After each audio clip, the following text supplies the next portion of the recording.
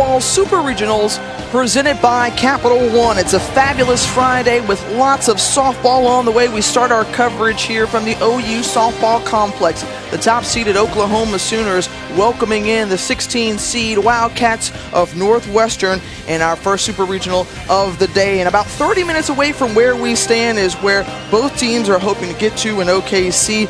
A trip to the Women's College World Series is on the line in this best-of-3 series. You'll see all the other games in action later today on our ESPN networks as we say hello and welcome. It's go mode for the Super Regionals. First pitch on the way.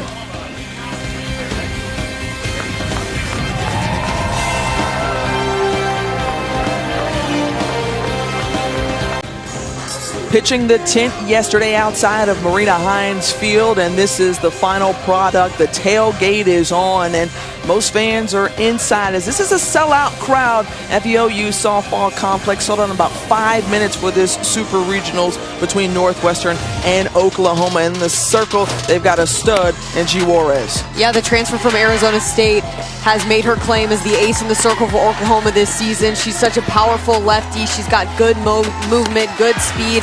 Her rise ball is phenomenal, and she has led the Sooners. Only one loss that came in last weekend's regional for G. Juarez on the season. An All-American from a season ago, National Player of the Year, top 10 finalist as well. And when the Northwestern Wildcats go against her, what can they expect? Yeah, well, she's not going to throw it too hard in the mid-60s, not going to blow it by anybody, but really relies on her spin. She's got a good curveball. Her rise ball is really strong. It bites up through the zone, and obviously coming from the left side, it's another hard thing to battle when you're facing G. Juarez. It's not only is she going to spin it, but mixing speeds well and pretty consistently through at-bats. Well, it was rare to see Oklahoma lose because their 41-game win streak was the longest in NCAA history. 333 runs scored. Wow. 83 home runs during that time and 20 wins by way of run rule until Wisconsin snapped that in game 1 of the regional final. Well, this is the second Big Ten team that they will face in 2 weekends as we take a look at Northwestern's starting lineup, brought to you by Capital One, led off by their All-American Rachel Lewis, and also Danielle Williams is a hitting pitcher. She's in the 8th spot. First pitch right by Lewis at 67 miles per hour. The Ohio native leading the team in home runs on the season.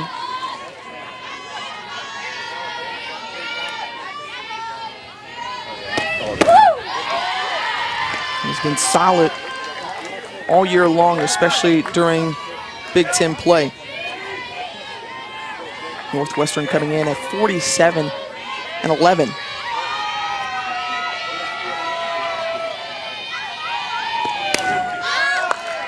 Foul back, a very young group out of Evanston, Illinois. Several fresh faces, new faces, as 8 first-year players in total under Kate Drohan in her 18th season. And she earned Big Ten Coach of the Year honors this year. On the outside corner, and G. Juarez strikes out the first batter. And for Kate Drohan, she has done an amazing job taking over for the Hall of Famer Sharon J. Drysdale, and she is helping her team make their 5th appearance in Super Regional play, the first since 2008. Drohan is also aided by her twin sister, the associate head coach, Carol Drohan, as well. They've built a great program, and Northwestern coming in with a lot of confidence, Kayla. Yeah, without a doubt. They're not intimidated to be here. They played Oklahoma earlier this season twice. They lost both games, one to run rule, but you know, they've played here before. They feel confident, and they feel like they're in a very different spot than they were back in March. And a big piece of that is what you talked about, Tiffany. This is a really young team, 5 freshmen in the starting lineup, only 2 seniors that we're going to see come up to hit today. You know, and they had to struggle a little bit last weekend. They lost the game to Louisville, but they had to rally back and were faced with tough time.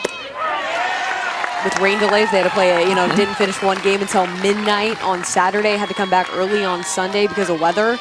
And so they went through it last weekend, and they think they came out better now than they were a week ago. Won 3 straight elimination games out of the losers bracket to make it to Norman, Oklahoma.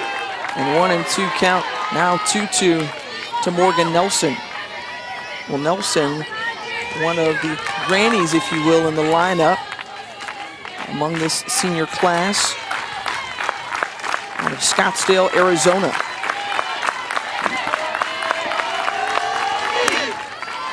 And she works it to a full count.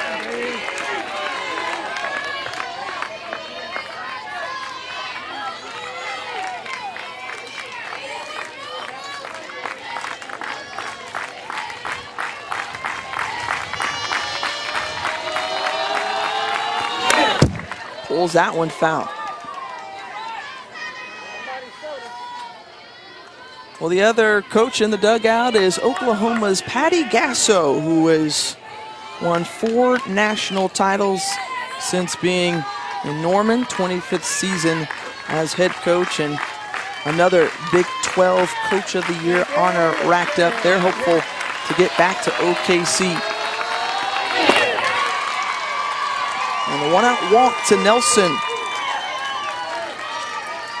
Morgan Nelson, 6 base on balls in the NCAA tournament. And that extends her career long on base streak to now 33 games. And Morgan Nelson, quality at bat. She's one of those hitters that's interesting, has 44 strikeouts, but 47 walks, so a pretty decent on-base percentage in the 2 spot. And no relation to her is Maeve Nelson, the freshman shortstop out of River Forest, Illinois. Struggled in last weekend's regional, but was solid for this group doing Big Ten play.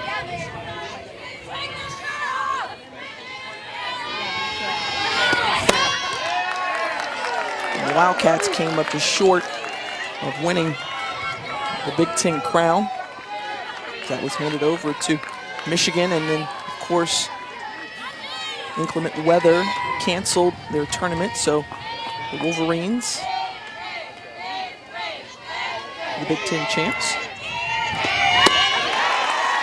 But more importantly for Northwestern, they're 2 of the 6 teams that made it to the NCAA tournament. They're one of the last 2 standing for the Big Ten. Yeah, between them and Minnesota, you know, talk about Northwestern not getting a Big Ten championship. They didn't get to play Michigan this year, and that was a series that you wanted to see as a softball fan. And that's exactly what the fans want to see here as G. Juarez records her 2nd strikeout of the inning. After giving up the walk, comes back with a great strikeout, a drop ball. Great movement, great bite to get Maeve Nelson swinging out of the zone. We talked about just how strong of an arm Juarez has in terms of not necessarily velocity, but keeping hitters off balance. 11 of her first 16 pitches rather have come by way of strike.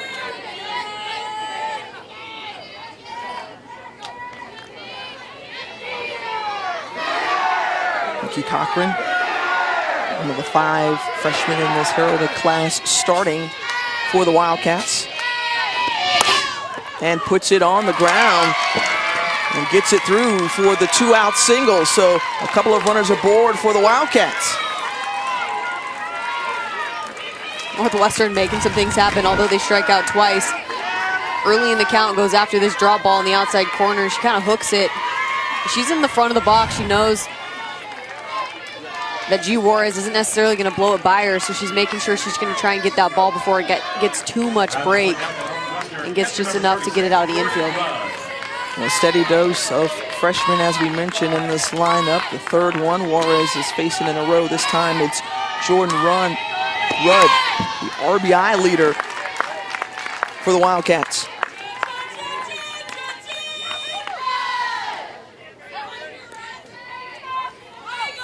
Jordan Rudd's played a big role for this Northwestern team. Not only, I mean, she's batting in the 5 spot today, but she's hit 4 pretty often, and she's the catcher. I mean, that's a big role. They have a complete freshman battery right now today with Danielle Williams in the circle and Rudd behind the plate. They have to be very mature, and sometimes their pitching coach, Michelle Gascoigne, sometimes forget how young this team really is and how young her pitching staff is, because they are so mature as players. Well, Gascoigne knows a thing or two about pitching, wore an Oklahoma uniform. The alumna also was the winning pitcher in the 2013 National Championship.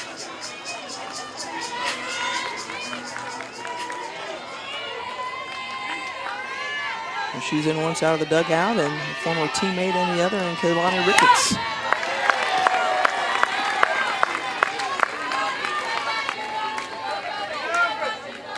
It was the first opportunity for Northwestern to strike here, and as you mentioned, Kayla, Rudd has been, a steady source of offense for this young team.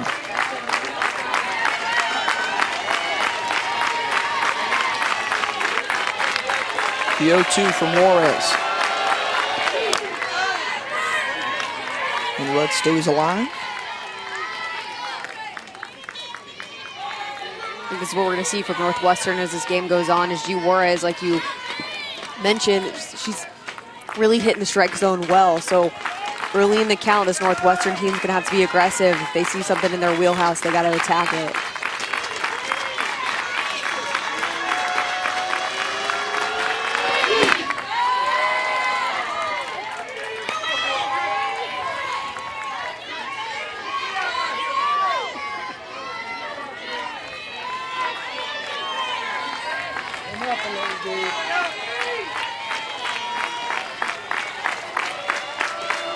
Pitch.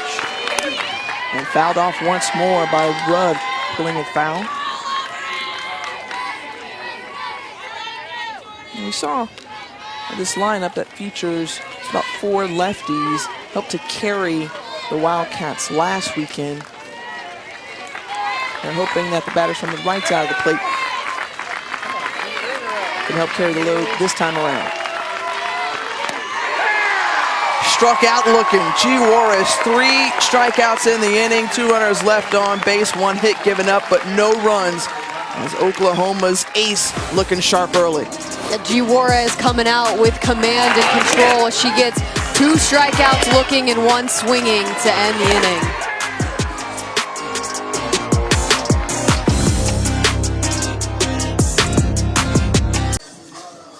Welcome back to Norman, Oklahoma, as Danielle Williams, the freshman lefty in the circle for Northwestern, making her first ever Super Regionals appearance. Really impressive freshman season for Danielle Williams so far. We mentioned she's the Big Ten Freshman of the Year, but she has 310 strikeouts on the season. She throws in the mid-60s. Her go-to pitches are going to be that rise ball and her changeup. When her changeup she is deadly. And she's going to continuously challenge hitters throughout the Oklahoma lineup with a speed change, and she wants to change planes, especially with her rise ball, get the eye levels of all these batters to continually look up and down and keep them guessing. Well, I think this is going to be one interesting challenge for Williams, and it'll be interesting to see this go head-to-head as we take a look at the Oklahoma starting lineup, brought to you by Capital One. Given the fact that they lead the nation in batting average, they're also putting up close to 8 runs a game. And we have National Freshman of the Year finalist and Danielle Williams against one of the National Players of the Year, top 3 finalists, in Sydney Romero, leading it off for the Sooners.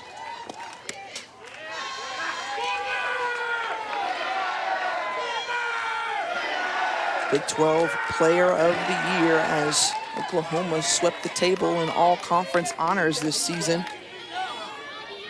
Romero, the senior out of San Diego, California.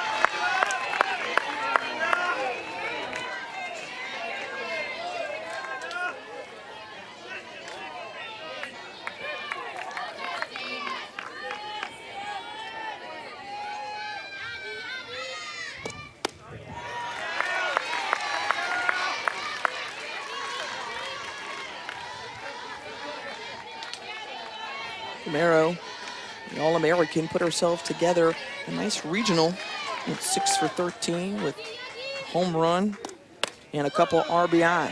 That one in there for a strike, 3 balls and a strike now to count. Romero's a really impressive hitter. I think first and foremost, when you look at her statistically, yes, she's above 400 in terms of average, but only 8 strikeouts on the year. Really good quality ABs. And she only has 11 walks, too, so she gets in there and she wants to hit away. I mean, she's going to take the opportunity to swing the bat when she gets something in the strike zone. 448 clip on base percentage, 37 slugging from the plate. She's got 18 home runs to lead the way for the Sooners. Full count. Did she commit? First base umpire says no. Steve McCowan over at first. As we take a look at those National Players of the Year, we're seeing one and we'll see another two later tonight as Rachel Garcia and Megan Good, we expect to go head-to-head from Westwood as they're both pitchers of the year in their respective conferences. That should be an awesome showdown. Oh, without a doubt. I mean, it's pretty rare. I mean, you have two hitting pitchers going against each other in a super regional, especially for unseeded JMU.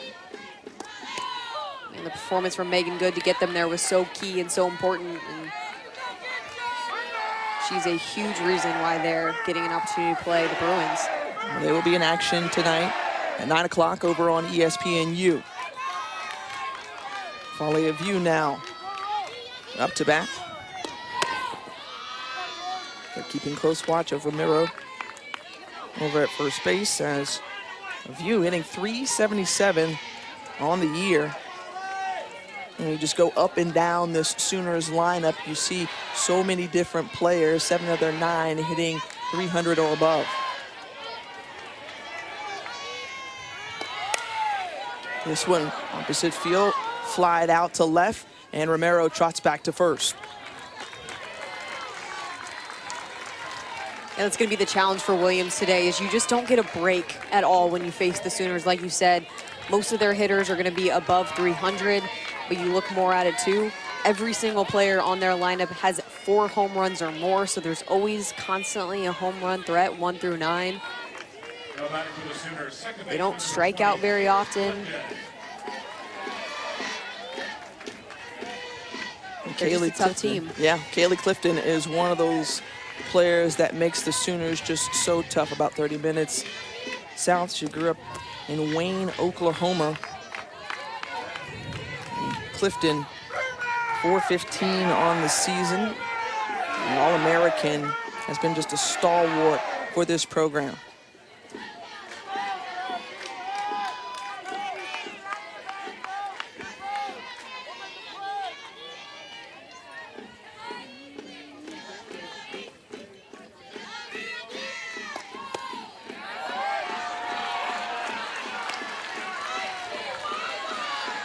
Mentioned Romero, the Big 12 Player of the Year. Clifton racking up Defensive Player of the Year in the conference. Of course, we mentioned Coach Gasso, her 7th straight Big 12 Coach of the Year honor.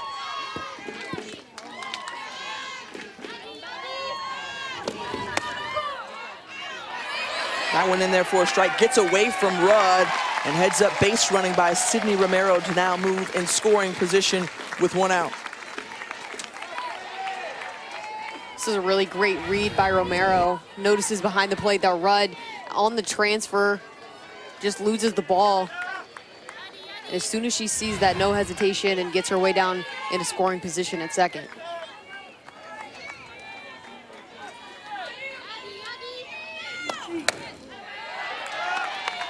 It's going to be something that Northwestern's going to have to keep in the back of their mind. This team's too talented to give them free passes, to give them an extra base here and there, to give them a walk. And you got to trust your stuff if you're Danielle Williams here, to not be afraid to throw it in the zone or through the zone, as long as you trust your movement and speed change.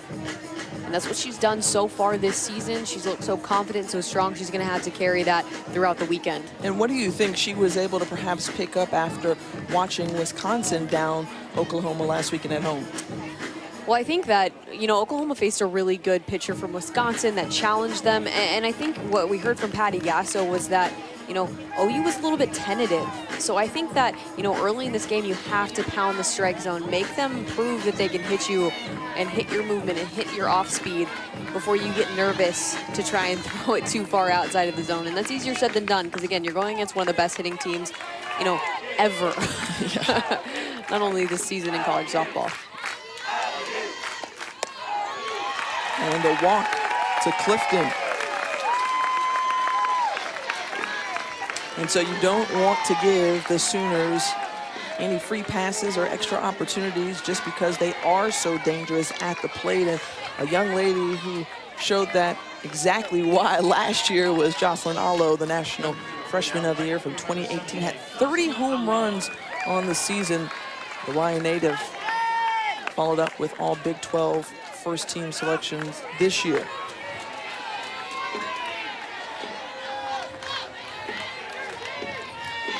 Now 2 on for the sophomore.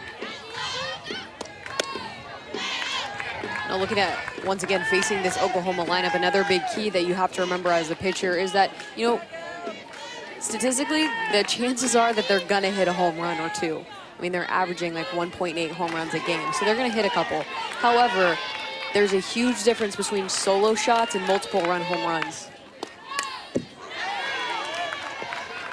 And if you're giving up 3-run, 4-run home runs, it's a lot harder to come back for your offense, especially an offense that isn't known for their run production, but they have good pitching and defense. And the wind is blowing out in center field. It's about 20 miles per hour, so if Allo can get it up in the air, it could do some damage. You talk about home runs, I mean, they're leading the nation in home runs, 107 on the season. Just wow. That's been the trend all across college softball.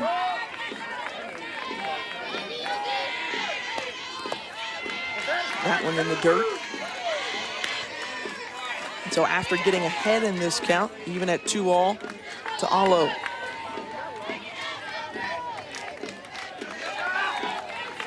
Correction there.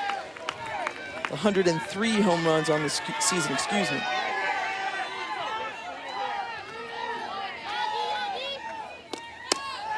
And the number that they're attempting to reach is their highest ever in school history, which is 107 back in 2015.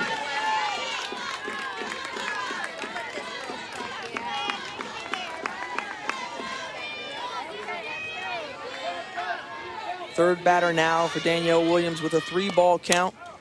Hangs it up there and fouled off by Allo.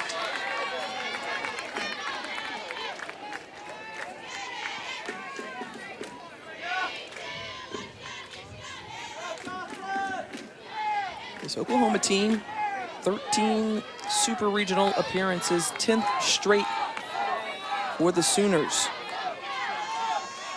Put together an impressive season, 52-3 on the year. That's their overall record as they swept through the Big 12.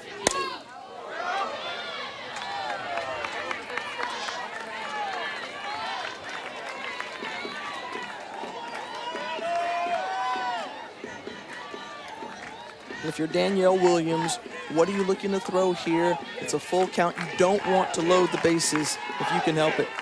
Yeah, I think you might go back to the changeup.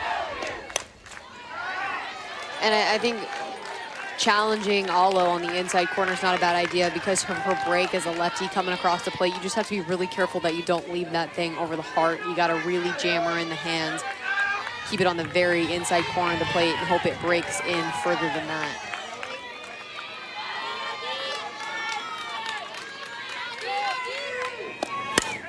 This one left up in the zone to left center. It's off the wall.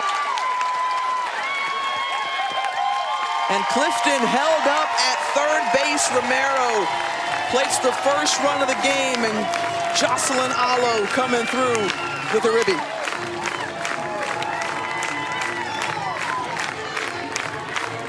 Jocelyn Allo takes advantage of a pitch. It's probably just a little bit too sweet. It's trying to be elevated up in the zone, and she climbs the ladder up with the pitch, gets on plane, and drives this off the wall. A few feet away from being a 3-run home run, but gets the Sooners on the board nonetheless. We mentioned the wind blowing out here at the OU softball complex. So just missing that one was Allo to knock it out of the park, but that gets the Sooners dugout ramped up. And I think if you're going to go back and look at that at bat, that was a 9-pitch at bat for Allo, so she stayed really disciplined, staved off a couple of 3-2 pitches, and then put it into play.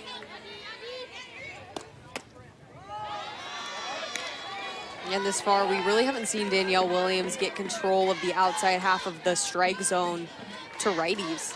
She's been missing a little bit on that pitch. And then you have to go inside. You go a little bit upstairs, and it allows Allo to take a big hack on a 3-2 pitch. And like you said, after a 9-pitch battle, she did a really good job of getting rid of fouling off the pitches that were maybe borderline and got something more that she could crush, and she did that.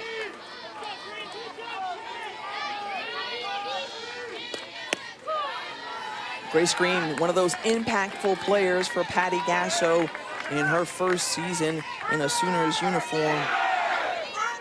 A freshman out of Oakdale, California. He's a player who can work the ball to all fields, very versatile.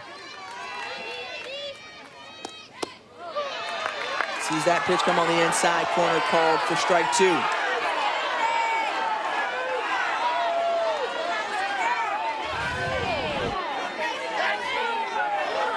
Bringing that drop ball inside. It's a good job by Rudd behind the plate to try and frame that up and help out Williams. But I think the Sooner fans are a little upset, might have been a little low. But already, Oklahoma's hitters are making Danielle Williams work. We mentioned that she threw 340 pitches last weekend. This is her 29th of the inning. And gets Green looking on the inside corner, called strike 3, and a big K for the freshman. Patty Gasso doesn't like that call, but it's going to be really similar to the pitch that she got earlier in this count against Green, the drop ball in the inner half. She's saying that's too low. Got to bring it up.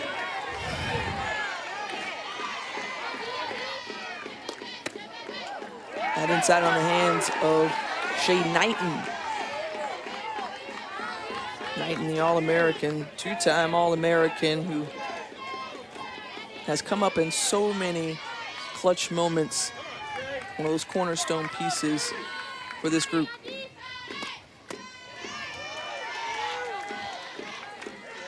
She's had some incredible postseason moments.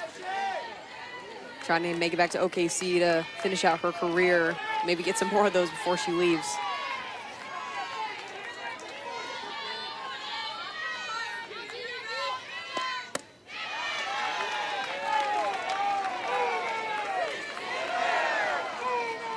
We talk about it all the time, trying to figure out the umpire strike zone, especially early in the game. Naomi Erdahl behind the plate, Steve McCowan and Peterson and Cody Little are umpires for today. And 4 straight balls to Knighton to load the bases.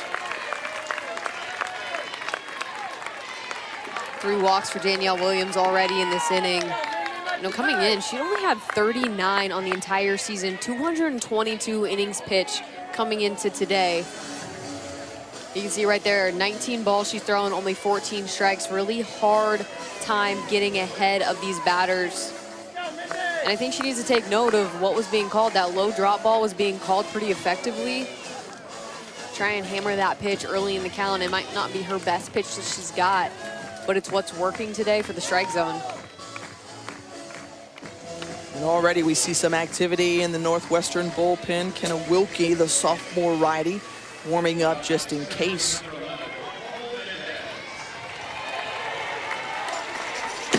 So it's lefty versus lefty as Nicole Mendez, the junior, stepping in. Big hat there, swing and a miss, strike 1.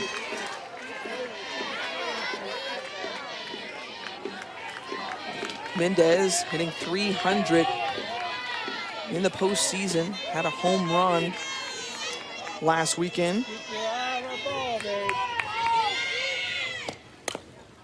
Gets on top of that one, and it trails foul. You know the thing, looking at this Oklahoma lineup, they only have 2 lefties in the lineup.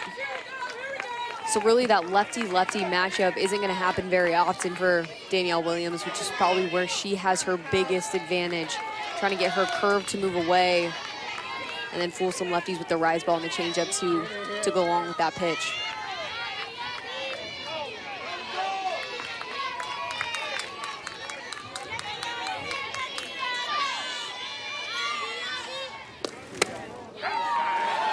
Well, I think this is a key moment, Kayla, for both of these teams. I mean, you have a freshman pitcher in the circle. This is her first ever Super Regionals experience. The bases are loaded. This is a veteran group for Oklahoma. You talked about Patty Gasso saying they were tentative last weekend. We'll see they're able to break through with 2 outs.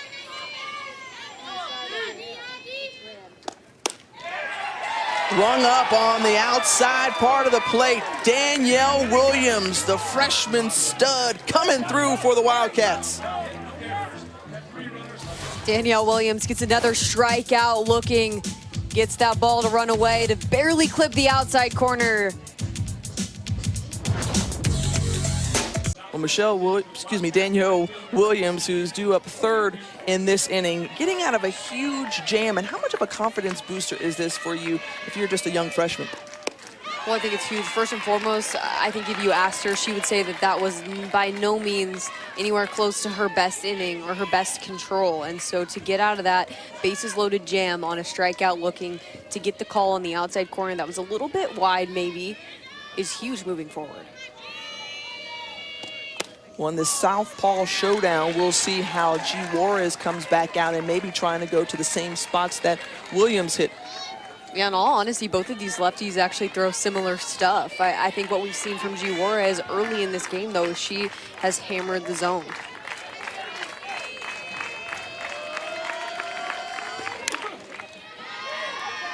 You know, when you throw with command early in the count, you have that good stuff from the left side.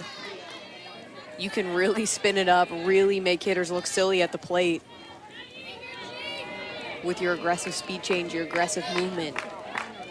She's got a good rise ball, too.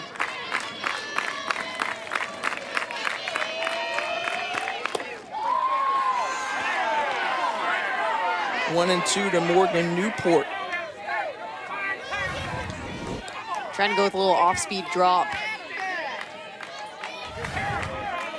Elam can't frame it up enough to give her that strike. But it's not a bad call. I mean, last inning we saw, you know, Patty Gasso getting upset that the umpire was calling that low outside pitch to the inside, excuse me, the low inside pitch to righties, but that'd be similar to the low outside pitch to lefties here. Go for it, why not?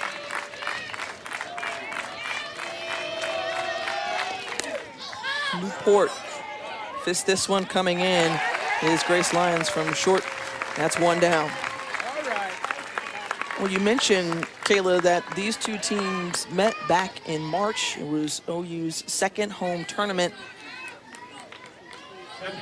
And Kate Drohan's group was shut out both times. G. Juarez was in the circle for one of those games. She picked up the win, didn't allow any runs, just 2 hits and 6 strikeouts.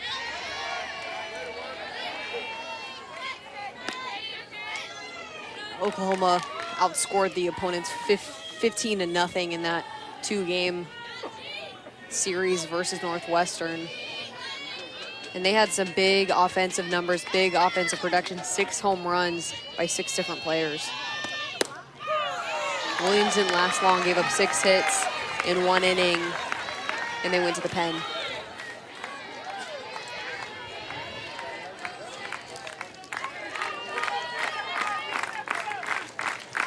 She's on deck, looking on as Lily Novak with an 0-2 count.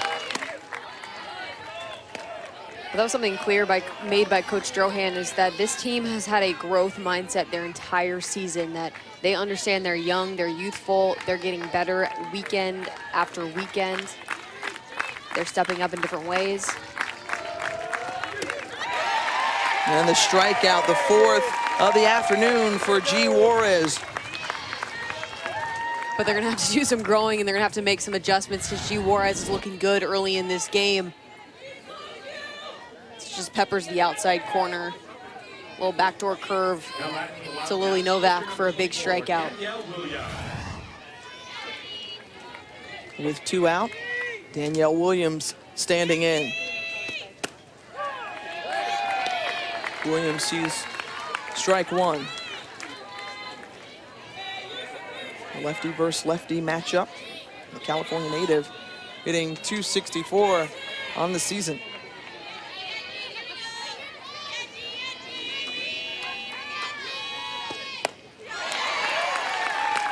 And quickly down the count, 0-2. G. Juarez is a pitcher that, when you watch her, she just seems so focused. She knows exactly what she wants to do and where she wants to go with the ball. She works relatively quickly.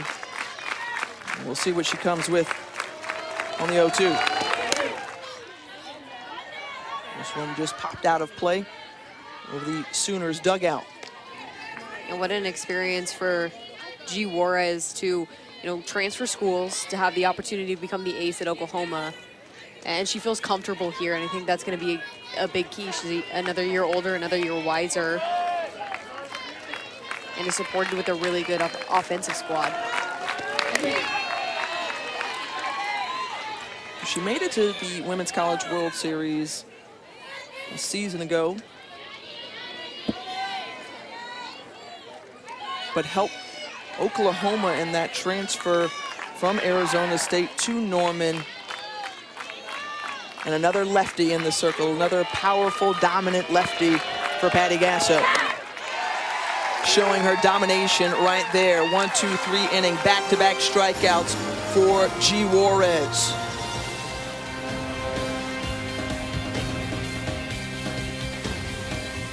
Look at this OU campus, the library. School's out as of right now, but Oklahoma in session with Northwestern. They lead 1-0, but we go back to that first inning, and Danielle Williams getting out of that jam with bases loaded. Yeah, and getting a little help from the umpire on some pitches that are definitely barely hitting the corners of the strike zone, if at all, but she's understanding where they're going to call strike three and taking advantage of getting those balls maybe out of the realm of what these Oklahoma hitters can crush.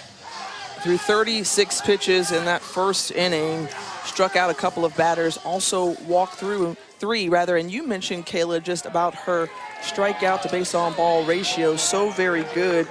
For every 8 strikeouts, she walks 1 batter, so it was odd to see her give up those free passes early on.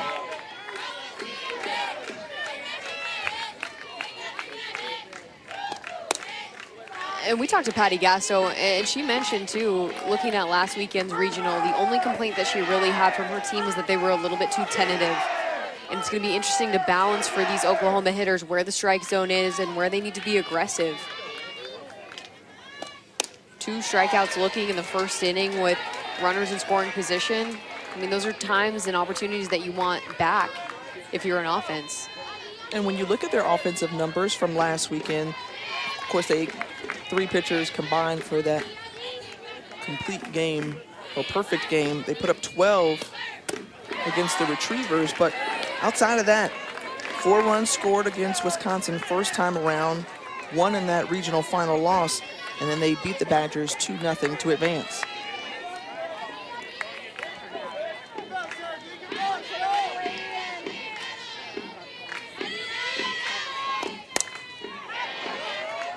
And with this elite group of batters at the plate for you, you always say to yourself, well, you just think it's a matter of time, and maybe they're going to come out, play a little bit more freely. Danielle Williams standing in their way saying, not so fast. I think it's so important, too. If you want to win a national championship, and I know this OU team is doing everything they can to do that, you have to make sure that you have really timely hitting. And when you have runners in scoring position, you have to take advantage. And it's only going to get tougher. I mean, Danielle Williams is an incredible pitcher, but if you get to OKC, she'll do things just like that if she has the opportunity. And home plate umpire Naomi Erdahl saying Lindsey Elam may have gotten a piece of that. Yeah, called for a foul ball, and because it dropped in the dirt a little bit, I don't think Rudd caught that cleanly.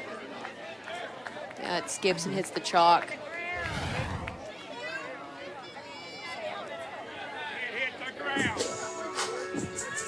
So if the umpire did hear that that was a foul and there was contact on the barrel, and it looks like maybe there was, yep. And you can hear that on the field pretty well if you're the umpire to make that call.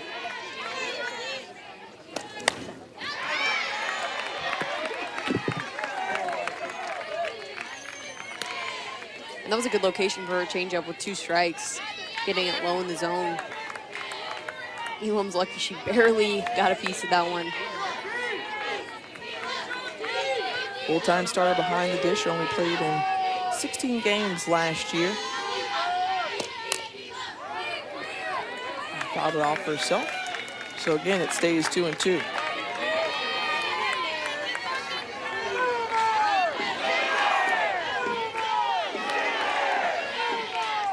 Another Sooner going deep into the count, and the 9th pitch of the at-bat on the way from Williams, and gets her swinging. This time it's for sure. Well, this is the WNBA's 23rd season, and on Saturday we will have a rematch of last year's epic Western Conference final between the Phoenix Mercury and Seattle Storm at 3:30 Eastern on ABC and the ESPN app. How about the Storm going on to win that series and the WNBA title, led by Sue Bird.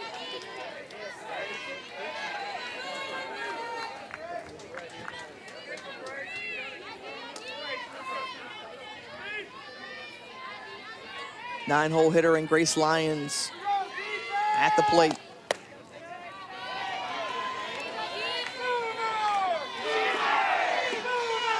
Well, for as much as we talk about Northwestern's youth, you have to look over at this Oklahoma roster as well. Several first-year players contributing for Patty Gasso, and Grace Lyons is one of them.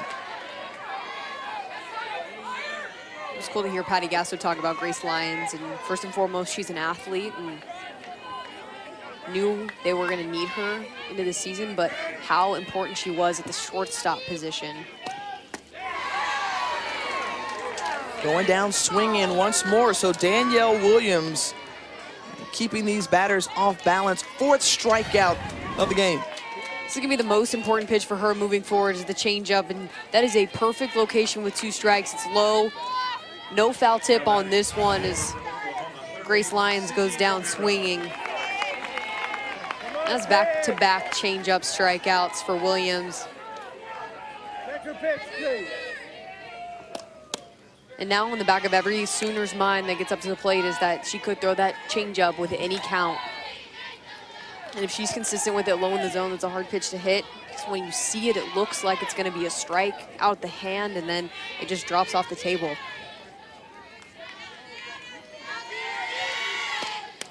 Back to the top of the order for Oklahoma. Sydney Romero, who walked her first time up, came around to plate the only run of the game off the Jocelyn Allo double.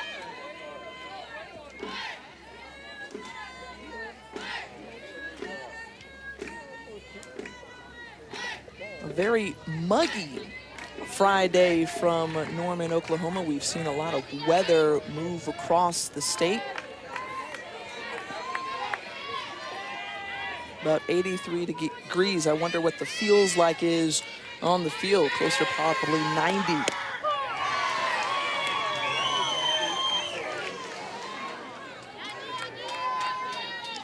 That doesn't deter Sooners fans at all. They are in the stands, looking on as the top-seeded team in the country has a 1-0 advantage.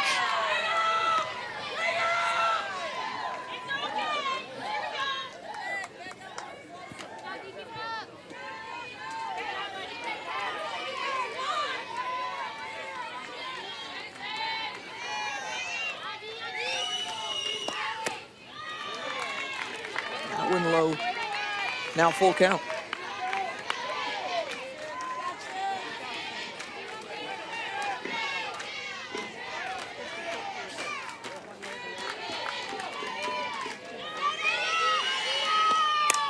And Romero ropes this one in the left. Coming in charging is Morgan Nelson, and that ends the inning. 1, 2, 3 with a couple of strikeouts for Danielle Williams.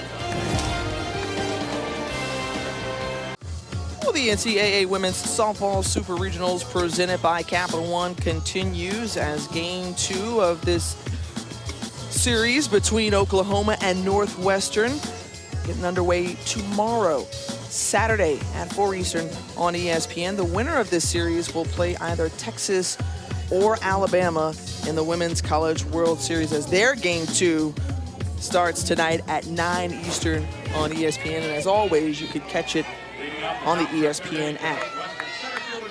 Crimson Tide able to take game 1 in Tuscaloosa. Montana Fouts, the SEC Freshman of the Year, picking up the victory in the circle.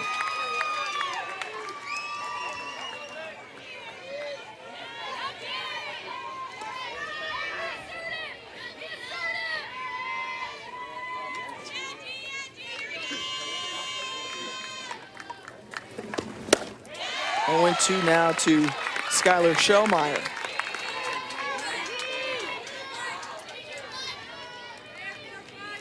Juarez able to deliver a first pitch strike to all 9 batters that she's faced. Ahead in the count here. And strikes out Schellmeyer. Juarez is on a roll, half a dozen Ks today. And that's her 3rd strike out in a row. And I think that you're going to continue to see G. Juarez having a huge advantage over the lefties in this Northwestern lineup. I think she's got really good bite to the outside part of the plate against lefties. This first pitch swinging from Rachel Lewis and flies out to left.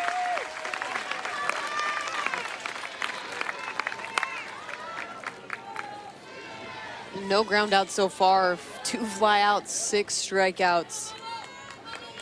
It's inducing some mishits and some swing and misses big time for the Sooners. Wildcats with 1 hit. That was from Nicole Cochran. Nikki Cochran single back in the first. It's the 5th Super Regional appearance for Northwestern. First one in 11 years.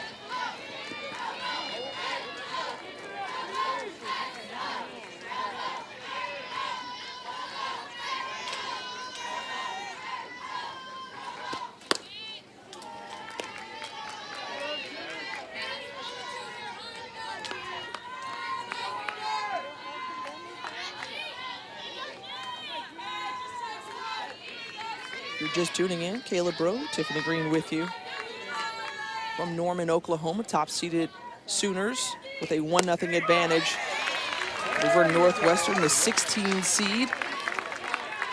We just mentioned their 5th Super Regional appearance. Good look there at one of the stars for Oklahoma. Just announced Tuesday that Sydney Romero is one of the top 3 finalists for National Player of the Year. G. Juarez has been dealing in the circles, 6 strikeouts so far, only allowed 1 hit.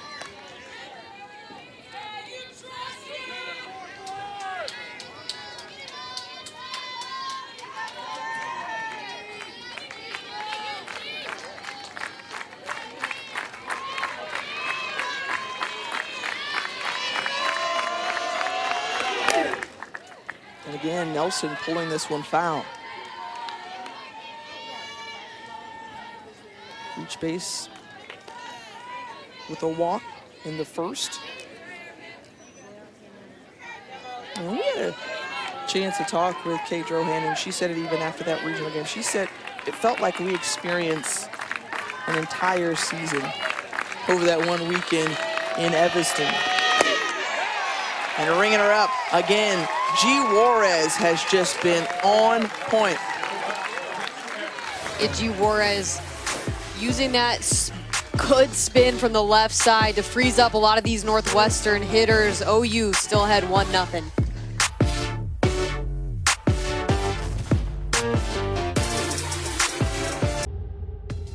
begins next Thursday as Oklahoma, the #1 overall seed for the second time in program history.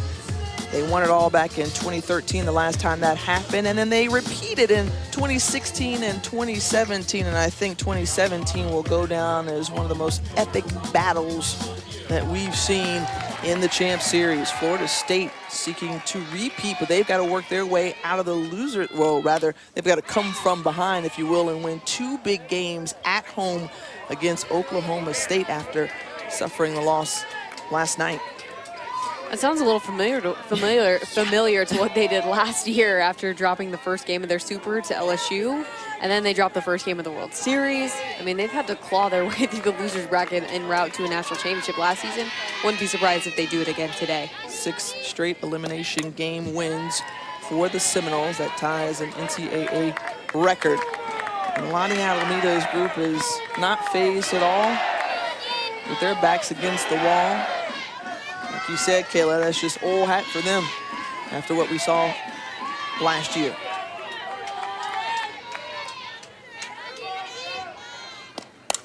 Volley of view right off the glove of Williams. Right there is Maeve Nelson from her shortstop position. Off that ricochet, she's still able to deliver it to first in time.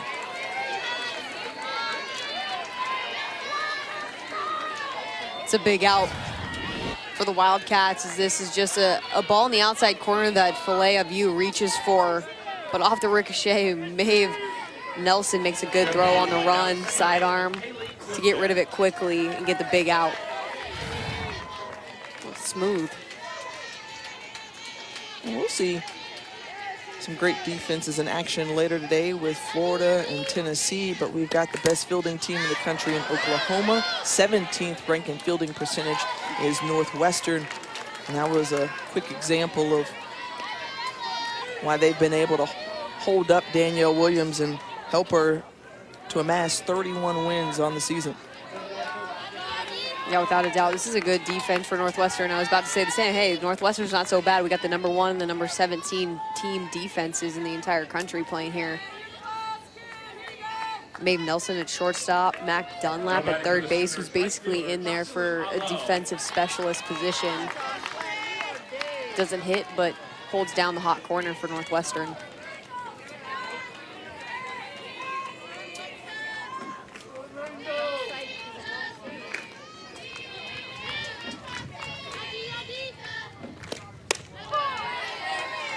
Paulo drove in the only run of the game back in the first. And we go back to it. Yeah, got a pitch up in the zone, and she hammered it to the wall. Had the opportunity to source Sydney Romero, picked up a double for herself, and I wouldn't be surprised if she doesn't see many high and inside pitches as this game goes forward. But I mean, it really started with a really quality at bat. Fouled off a lot of pitches, fouled off a ton of stuff on the inside corner, waste pitches, maybe questionable borderline pitcher's pitches, so she got something she could hit fair.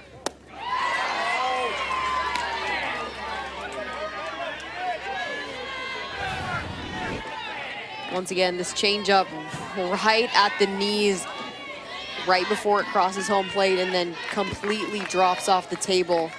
She's been hitting that pitch consistently in the last 2 innings.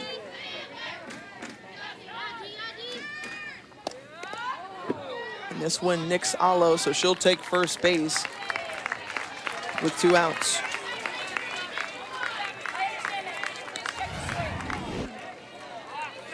I think it may have gotten off that right elbow. Just got a little bit too tight on Allo. Just trying to keep jamming her throughout the day. I mean, we've seen that they're going after her hands. When you think about what she was able to do a season ago, I think she took the softball world by storm. She was drawing comparisons to Lauren Chamberlain. This year, she's kind of settled in a little bit more. Some would say a sophomore slump, although she's hitting .388 on the season, 14 home runs. Wonder what the cause of that may have been for her this year. I think what happens typically for a lot of these hitters is you go from your freshman year to sophomore year, the amount of film people have on you goes up infinitely. And I think last year she was a bad ball hitter. I mean, she had to. I mean, with the 30 home runs, she was hitting pitches that were questionable, that were in the other batter's box, out of the park.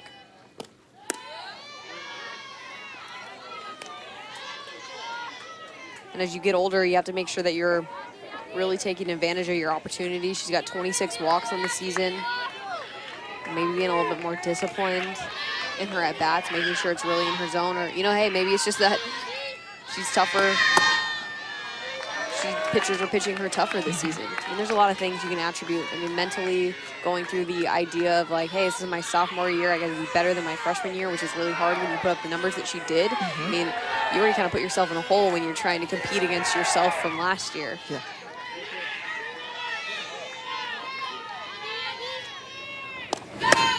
And the other reality of the situation is the Sooner home run numbers were down last year comparatively to this season, and she put up 30 of them.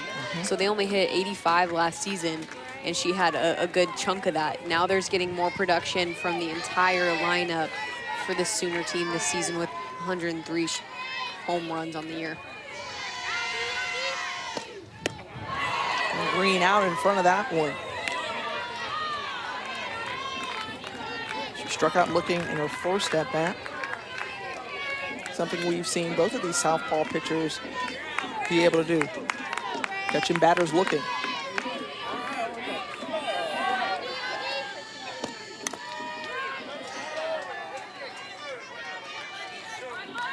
And as this game's continued on, you just feel like Danielle Williams is really just trying to get better command for her pitches. She's just understanding her zone. She's been more comfortable. She's not been afraid to throw to these batters. You know, early in this game, she just was too far off the plate. Now she's clipping the corners better. And this one in the glove of Rachel Lewis, able to recover and gets the out. So nice glove work there for the All-American second baseman. We'll talk to Patty Gasso, the Oklahoma head coach, when we come back. 1-0 lead for the top seeded Oklahoma Sooners. Get a chance to chat now with their head coach, Patty Gasso. And Coach, you said earlier this week that your team was playing tentative in the regional last weekend. How did they break out of that mold this time around? It's now like being on a mission. I mean, it's win or go home, and I think both teams feel that, so you can feel the intensity down here on the field. But that's what it's about. So it's time to battle, clutch up, do those things in order to get you where you want to go. Talk about clutch up. G. Juarez, 7 strikeouts. What do you like about her today in the circle? Good mix, working early in the count, keeping them guessing just like their pitchers doing to us. So it's a really great pitching duel right now. All right, thanks, Coach. We appreciate your time. Thank you. Yeah, Juarez has just been lights out from the circle. You mentioned the 7 strikeouts. She's gotten ahead in the count, as Coach Gasso talked about, and now she will face the heart of the order for Northwestern with Nelson, Cochran, and Rudd coming to the plate. Yeah, you know how you're having a good day and feeling good when you've thrown first pitch strikes to every single batter that you've faced today.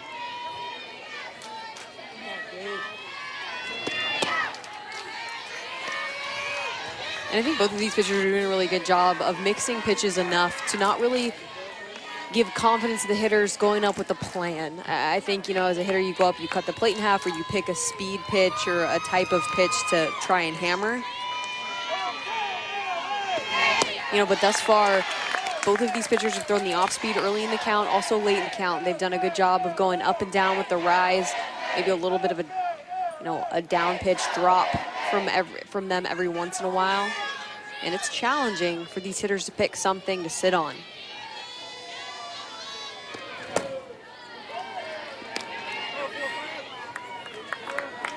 A great duel here from Oklahoma. Southpaw showdown. #1 overall seed Oklahoma and the 16 seed Northwestern Wildcats.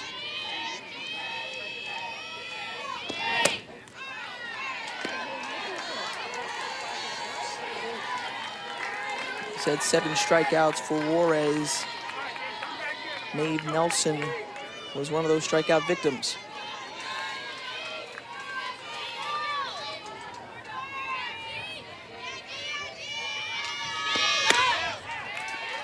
And the walk given up to Nelson.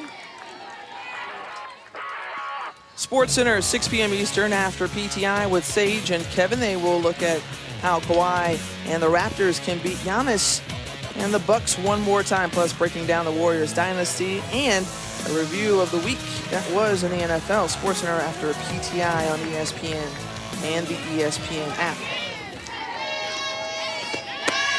And if you're Northwestern, you're well aware of the dynasty, if you will, of this Oklahoma program, an elite program, 4 national championships. We mentioned one of them back-to-back seasons in 2016 and 17. And the commonality between many of them is the fact that they've had Lefty U in the circle. Kaylani Rickards back in 13. We saw the Pages, Paige Parker and Paige Lowry, and now Giselle Juarez.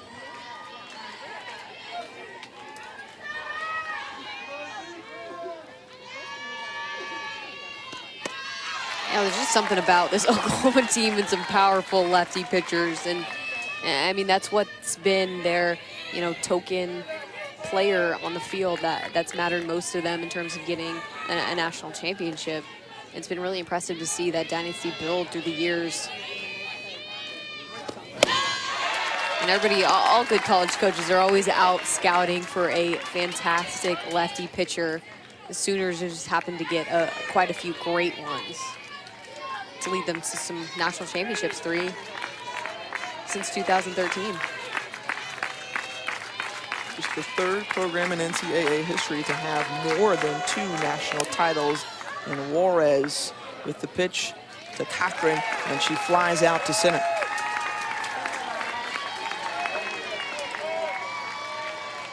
And I think lefties are tough, and it's such a big deal to have a lefty in the circle because we're seeing consistently more and more left-handed hitters, and especially left-handed power hitters. I think that, you know, from an early age, people see the advantage of having a lefty hitter as a softball player. You get a huge advantage. You're closer to first base. You're going to get on base a lot more often. So when they're young, you know, maybe they're undersized or not as strong, it's easy to put some girls in the left-handed batter's box to give them an advantage. And then they get older, they start hitting the weight room, and then all of a sudden they become really efficient power hitters from the left side. This one gets past Elam. And Nelson able to move to second base now in scoring position on the wild pitch. And we talked about opportunities earlier for Oklahoma in the first inning with the bases loaded. The best opportunity right here for Northwestern since the first. Got a couple runners on.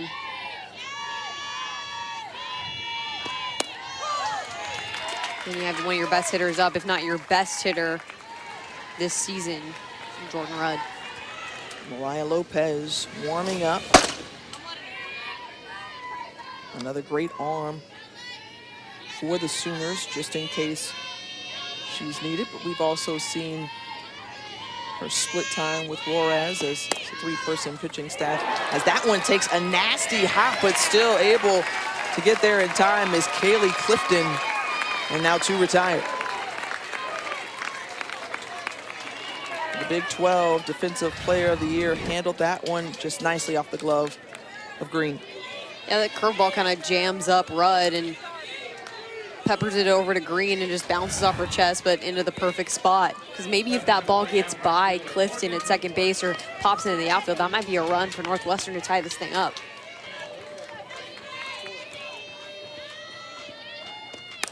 The tying run 60 feet away from home with Morgan Newport standing in. Newport, who had a very good regional, 8 for 16. And she was pivotal in game 3 against Louisville, and in the third game against Louisville, I should say, game 7 of the regional. She had a huge double in the gap to put up 2 runs on the board for Northwestern. Helped give them the lead and ended up winning that game 4-3.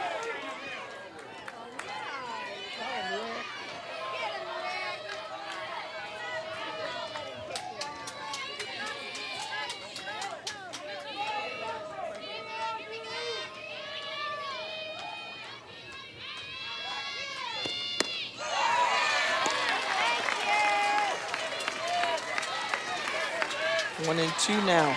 Wars ahead.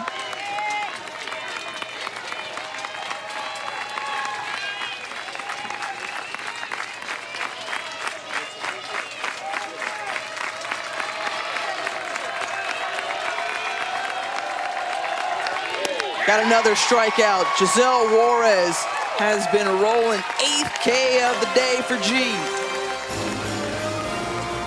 More to come as we'll talk with Northwestern's head coach when we come back. Cats. We talked about her getting stronger after giving up that first run. She's been able to retire a lot of batters, only allow 1 hit. Well, I think she got some favorable calls that have given her confidence to maybe really keep working the lower half of the zone, work the corners, to challenge these hitters with her off speed, because her off speed has been completely on point and she doesn't feel like she has to throw it over the plate. She can throw it at the knees and have it land more around the ankles at the feet of these batters, and she'll induce a swing and miss, which we've seen pretty consistently today. And heading into the bottom half of this inning, Williams only giving up 1 run for a team that averages 8 a game. Not phased at all. We mentioned that before in her first super regional appearance.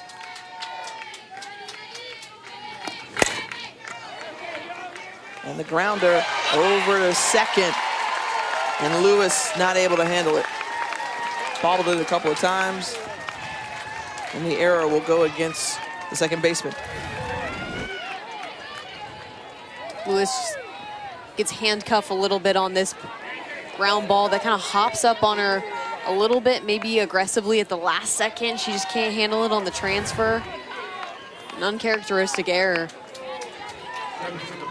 You know, this Northwestern team is very prideful of their defense and doing the little things. Just gets eaten up on that one and can't wrangle it in to make the out at 1.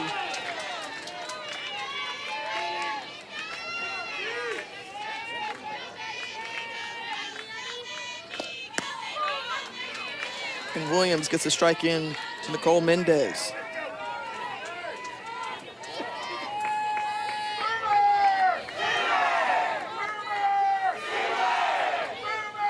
And go up and down this lineup for Oklahoma. We talked about Shay Knighton and her incredible postseason moments. Nicole Mendez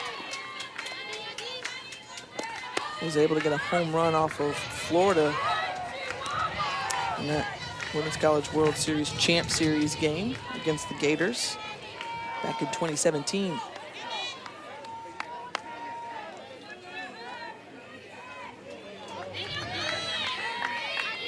We'll see who can come up with a clutch here for the Sooners against a very good pitcher in Danielle Williams.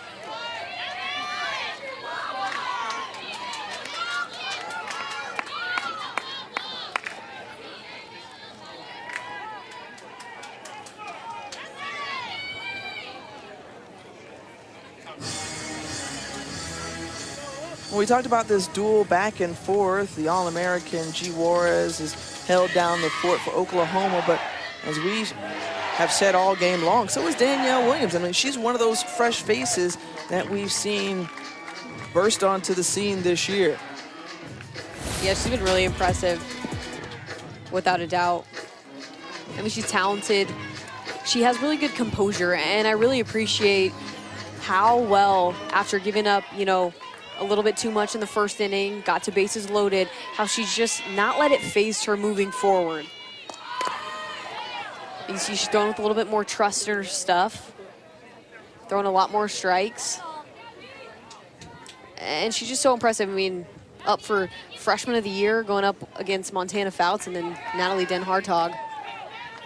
Some really impressive freshman seasons, and for Montana Fouts and Danielle Williams, they're a huge reason as freshman pitchers that both of those teams are playing in the Supers this year, as well as Natalie Den Hartog with some big hits. Came up with some clutch hits, 62 RBIs throughout the season, but in the regional as well. Minnesota seeking their first ever Women's College World Series appearance, and this one over to first base. And Novak getting the lead runner, Knighton, at second for the first out.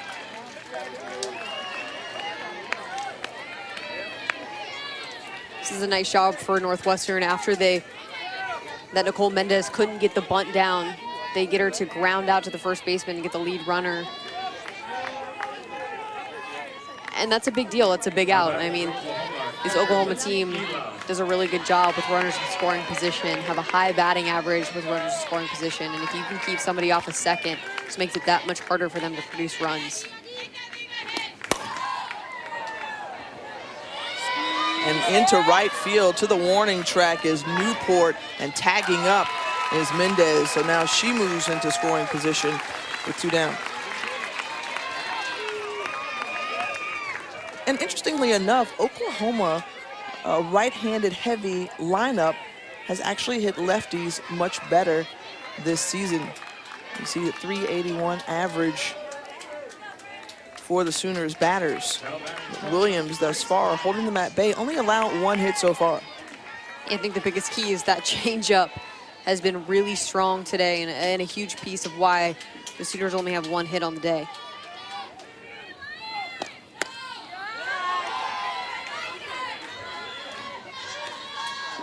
We talked about it when, while G. Juarez was going. I think she's doing a great job of mixing her stuff. We haven't seen her only be successful with the changeup or only be successful with the curve or rise. I mean, she's had to use every bit of pitches in her arsenal.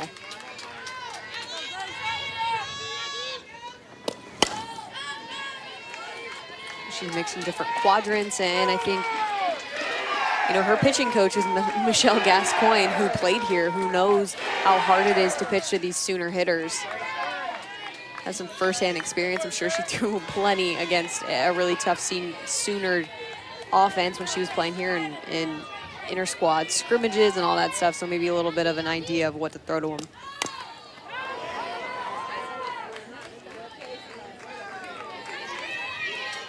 Gascoigne now an assistant with Northwestern. Good look at her there.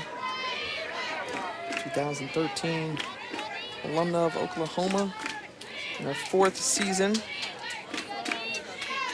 has worked well with this pitching staff led by Williams.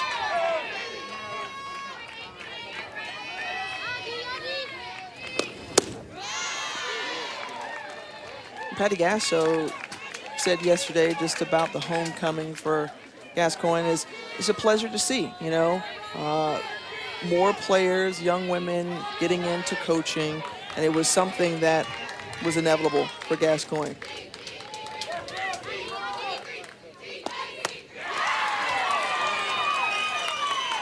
Strikeout for Danielle Williams. Still, the Wildcats need to work their way back, trailing by 1.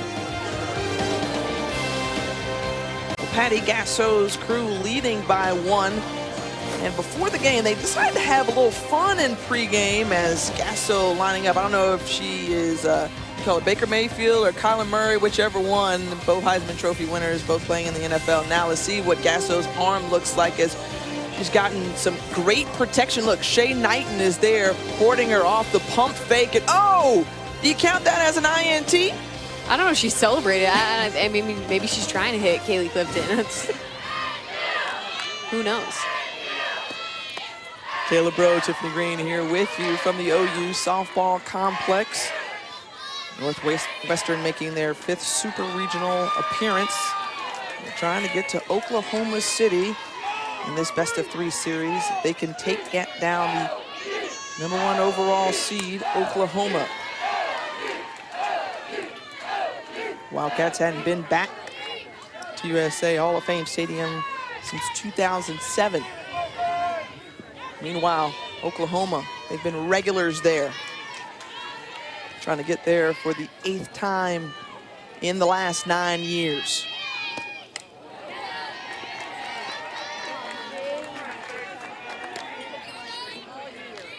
I'm surprised at this point that we're seeing this pitcher's duel, given the fact that, the indication that you got from Patty Gasso was that this team was going to, kind of open up a little bit more and play freely.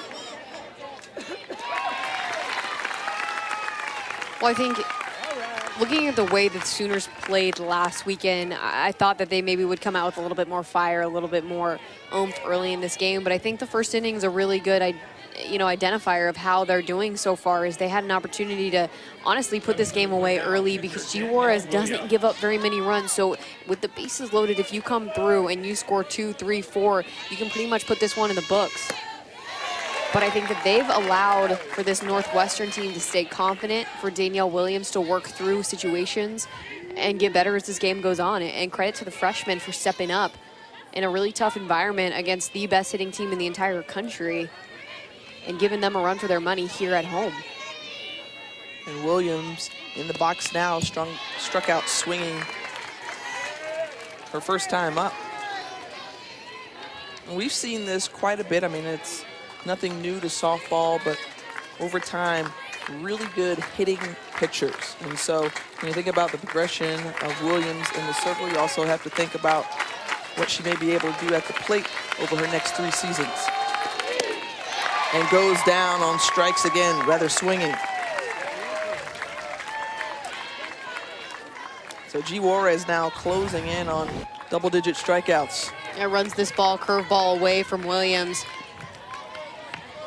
That movement away with the way that Williams' front side starts to pop out a little bit too soon. She's not gonna be able to catch up with that one.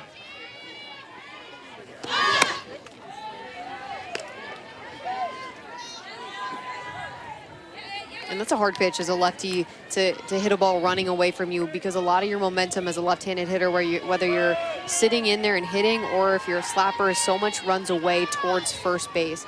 So a lot of times you pull your front side out a little bit too soon, because you know that's where your follow-through is going to take you and where you're going if you hit the ball in play. That's why that lefty versus lefty matchup, although it's somewhat rare in softball, is really imperative to a lefty pitcher's success. Is, how can you beat lefty hitters?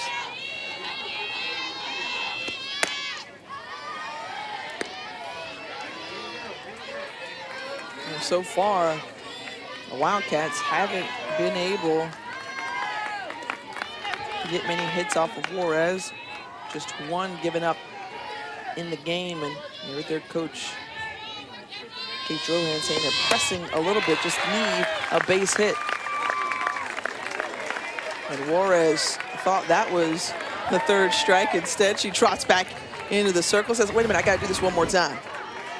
It's a good pitch. Gets Shellmeyer swinging in on the miss, but both her and Elam behind the plate, I think this one's over. Got one more to give. She laughs it off. She's getting too excited, trying to get off the field too fast.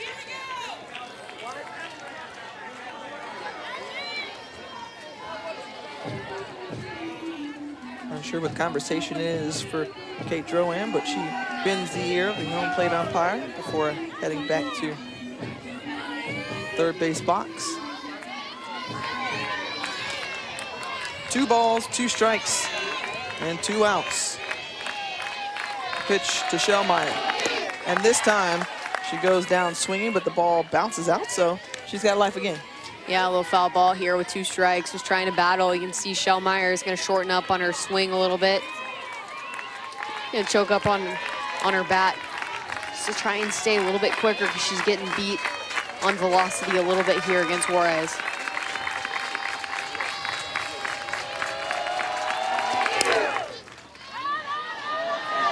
Fouled and into the stands and out of play. Just trying to get her hands on top of this a little bit. Try and stay level, but that bite on the rise ball induces a little bit of a foul pop-up. Trying to stay alive in battle against Juarez.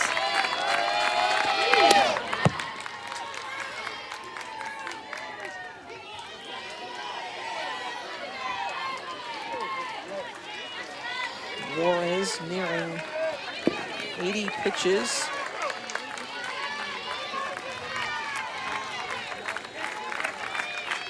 The 8th pitch of the at-bat coming your way.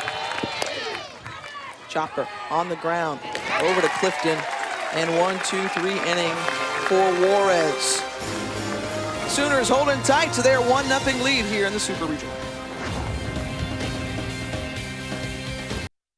They call me Coleslaw. Coach asked who I was, and he said, "Who's the Coleslaw girl?" Jessie girl. Parky Poo, Shay or Sugar Shay, Sid or Squid. Everyone calls me E or E Money. Shani Flame, Hot Cheeto, my Rye. My family calls me MJ, but yeah, those are it. That's a new one on me. Hot Cheeto. I don't think we can let that one ride, Kayla, because I'm trying to get the correlation. What would be your thoughts? I don't know. I kind of like it. You do? That hot Cheeto. It's a little flavor. You also like nachos? Tacos? Yeah, I like tacos. I also like Cheetos. I mean, Cheetos. That's my favorite chip personally. I'm But going for the O's. Nachos, Cheetos, tacos.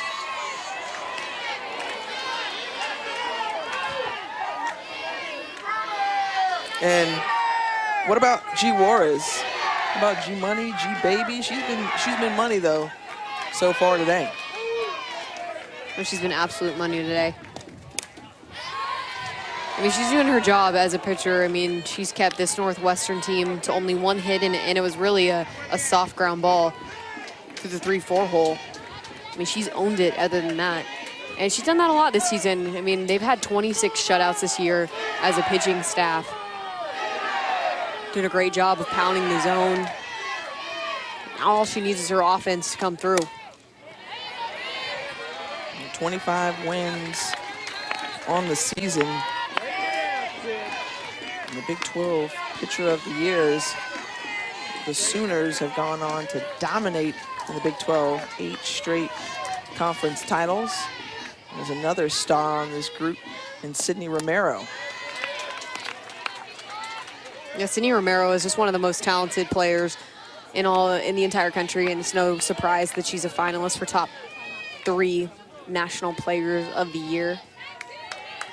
She brings it all, balance between power, good average. And puts this one into play. This one hitting off the wall, and Romero sliding in for the double to lead off the Sooners.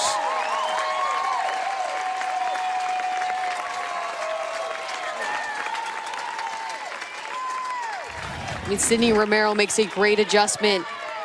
It's a pitch down in the zone, and this is where she is so good. I mean, that's a ball, and she goes down to get it and hits it off of the wall to pick up a double to lead off the inning. Her 3rd time around, her 3rd at-bat. She's been on it in her last 2 at-bats. She got a walk. She lined out in her 2nd at-bat of the day and then connects to get the double, try and start something up for the Sooners. You know, she had something really interesting to say in the fact that, you know, last weekend they saw their 41-game win streak come to a close. And she said one of the important things for us was to just get over it and move on. And they're doing that here so far, but it takes leadership from veterans like Romero, like Knighton and Clifton, and a view to help lead your team into what they hope to be a deep postseason run. I mean, when you think about coming in, the expectations for this Oklahoma group, they're expected to get to OKC each year.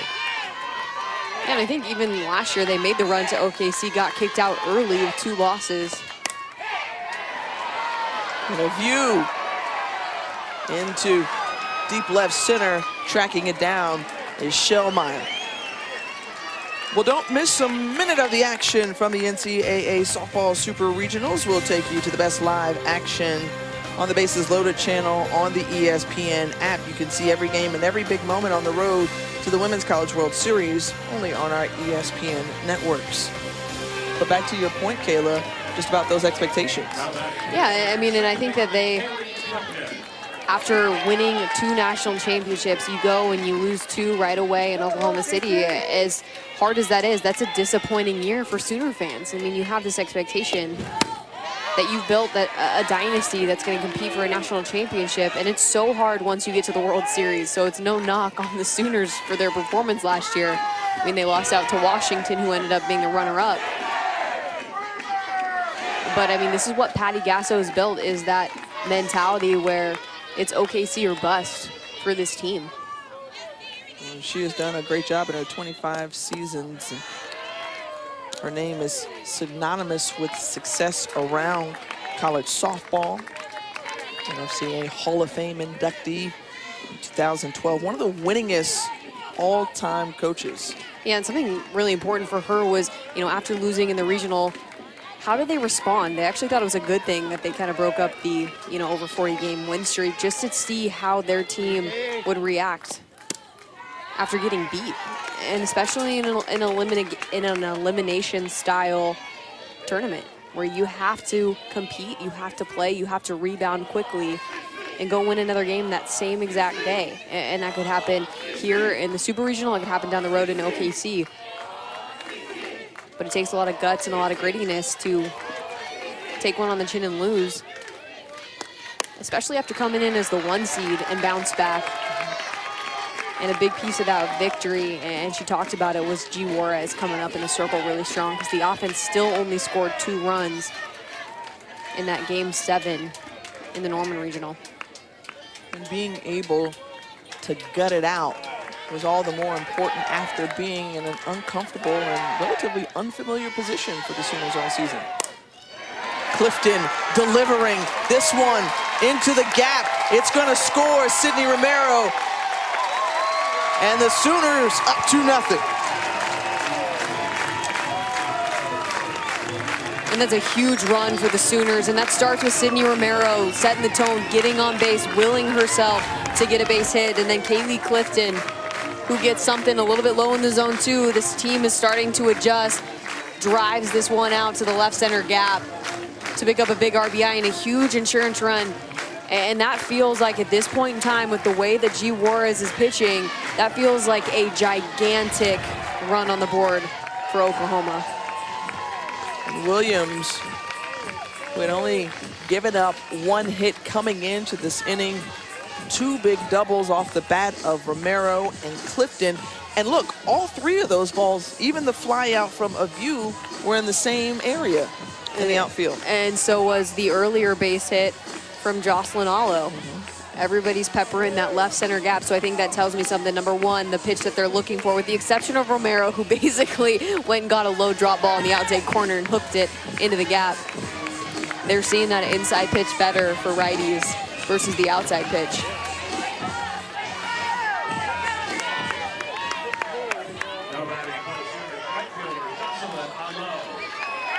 You mentioned Allo, and here she is.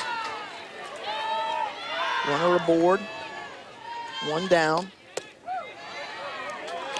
Williams staying away with that first pitch.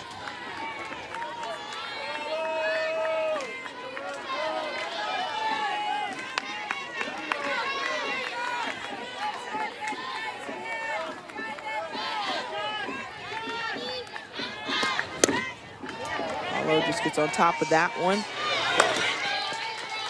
And then runner moves to third base, so Clifton staying at third. And Allo is retired.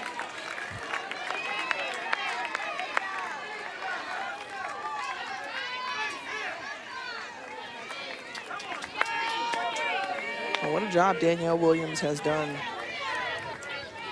all game long. And this is new territory for her. This is new territory for many of the Northwestern players. We mentioned just how young this group is. Without a doubt, win-lose in this series, you have a huge opportunity here to build some big-time postseason experience and to go toe-to-toe with some of the best hitters in the country if you're Danielle Williams, and prove to yourself that you're good enough to hang with them. And she's done that today. And only giving up 2 runs so far in the bottom of 5 is impressive when this team averages almost 8 runs, more than 8 runs a game.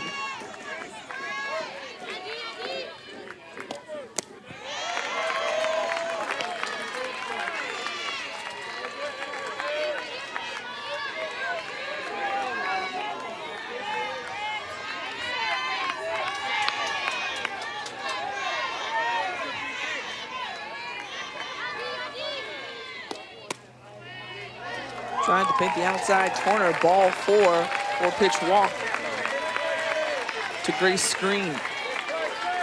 first walk since she gave up 3 in that first inning.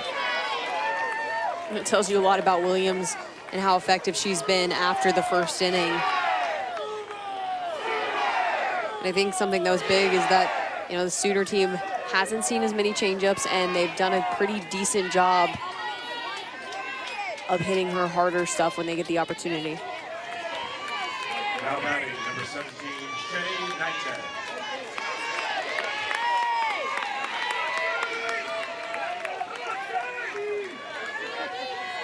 Runners at the corners for Knighton. And you go back to Danielle Williams, and she was like, whoa, wait a minute, where'd you come from, Maeve Nelson? You gotta back on up, you gotta announce yourself before you roll up on me. Williams was in the zone.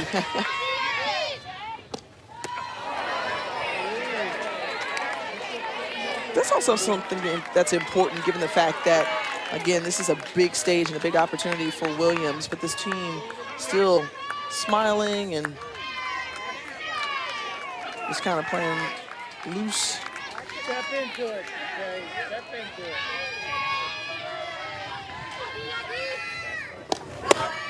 And taking off is Green, hesitated for a little bit, and then gets to second.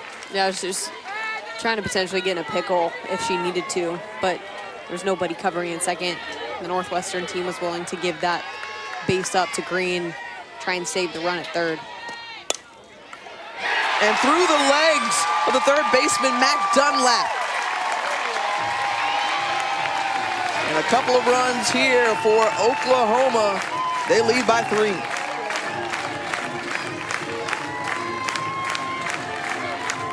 Once again, these righties in the lineup are trying to jump on the, inside pitch. Shay Knighton takes one down in the zone, pulls it down the line, and it goes right through Mac Dunlap's legs. It's going to be an error on Dunlap and a big insurance run for the Sooners. And Shay Knighton's fired up. She's had a tough NCAA tournament so far. Hasn't been as productive, but that's a good way right there to kind of get your emotions back in check and try and get you back to center. And is that, you'll take whatever they give you. If you get on with an error, you will take it. And that's the second time today she's been on with an error on the Northwestern defense. Knighton, one of those players who's kind of battled through some injuries throughout her career, but a 2-time All-American, was a Big 12 Player of the Year back in that 2017 season, and they went on to win their 4th national championship.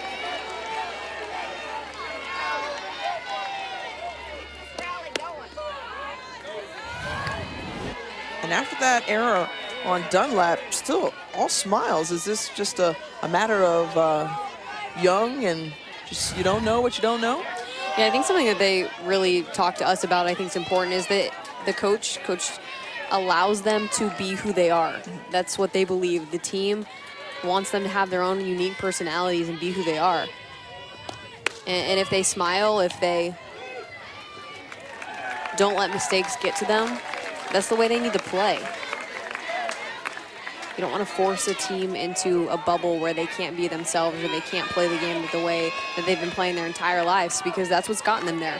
Of course, you can make small adjustments and build and grow, but let their personalities shine. And that was another big piece in terms of the freshmen getting an opportunity to play. With 5 freshmen in the lineup, that was key, was the upperclassmen and the veterans allowing those freshmen to step up and shine in a way that they needed them to, because 5 starters in the lineup, obviously they wouldn't be here without them.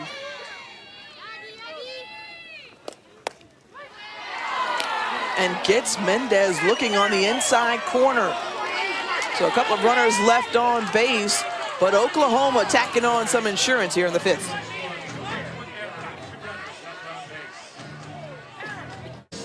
Well, thanks so much, Molly. And I hear that Minneapolis is sold out. We're sold out here as well in Norman. Attendance coming in at 1,868 fans in the stands here from the OU softball complex. As we're glad to have you with us. Kayla Bro, Tiffany Green with you. Wind blowing out here from Marina Hines Field. We've seen some caught up in the air, hit deep, but none gone out of the park Oklahoma able to tack on a couple of runs last inning to give them some breathing room. Top of the order up for the Wildcats with Rachel Lewis, Morgan Nelson, and Maeve Nelson, no relation, due up.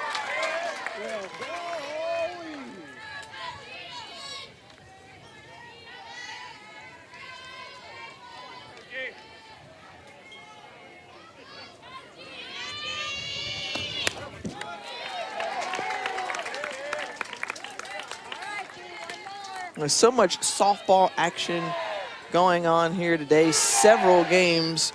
We could see perhaps our first teams punch their tickets to Oklahoma City. As I know many of you who may be looking for LSU, Minnesota, it's just starting over on ESPNU, who will join us after this game concludes. Off the wall, the leadoff hit for Rachel Lewis, trying to go into second base, slides in safely. And she's got the double to lead things off for Northwestern. This is without a doubt the best swing that we've seen from this Northwestern team today. Rachel Lewis, who's an All-American last year, gets a pitch well over the strike zone, a little bit inside, but just stays on plane and gives us a ride to the wall out and left. And I think that's maybe the first mistake that we've really seen from G. Juarez today. A pitch that's very hittable for this team, especially with a talented hitter like Rachel Lewis up to the plate. And the first hit given up by Juarez since the first inning. And it's so important moving forward that Northwestern sees themselves being successful against G. Juarez in whatever way they can. If it's taking a walk, if it's driving a double to the wall, anything that they can get in terms of positive production right now is going to be helpful for not only now until the rest of the game, but tomorrow, or if they have to force the if necessary to see her again potentially in games 2 and 3.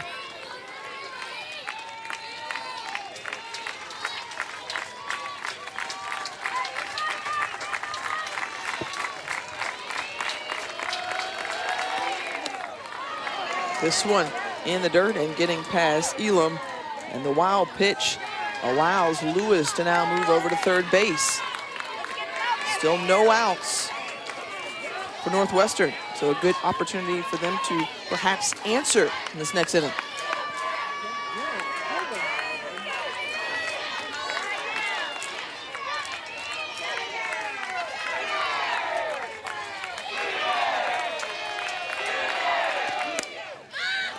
Nelson, this one going into foul territory, but Clifton and Allo couldn't get to it in time. Rachel Lewis was ready to tag on that play. I think there would have been a good opportunity with how they were drifting in foul territory and where they were on the field. Might be a tough play to try and catch that ball and go home, which is why I don't really think that Kaylee Clifton really made that hard of an effort, because she was really aware of the tag play potential.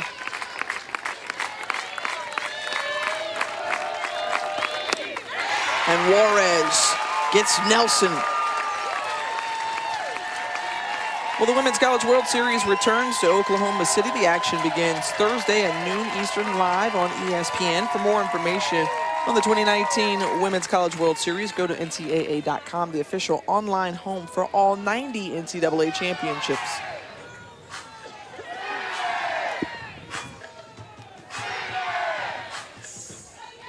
G. Juarez, we've talked about the dominance. You've also mentioned her efficiency, double-digit strikeouts again today. And that's been a trend over the last several games for her. In 6 of her last 8 starts, she's hit 10 or more Ks. It seems to be getting stronger as the season continues. And it's important to remember, too, that G. Juarez wasn't here all year for the Sooners. Didn't get an opportunity to work with pitching coach Jen Rocha until about January when she came onto campus. So I think that shows that building of trust between the pitch caller and the pitcher, understanding of what they're looking to do as the season continues, getting comfortable with your catcher. She really appreciates Elam behind the plate, and just developing and getting stronger as the season goes on because of your getting comfortable in your environment. Good look there at Jen Rocha, who came over from that Florida staff to join Gasso here in Norman.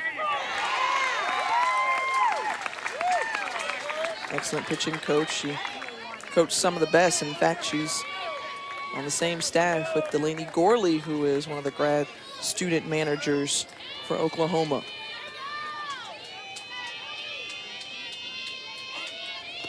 Gorley played her ball at Florida, one of those good lefties.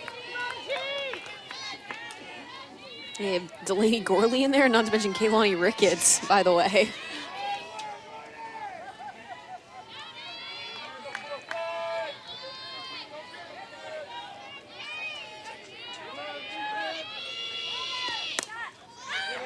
And Nelson inside out. And the pop-up to Clifton. Clifton so solid from her second base position. She's helped to anchor that right side. Stepping to the plate now, number 31, Nikki Cochran.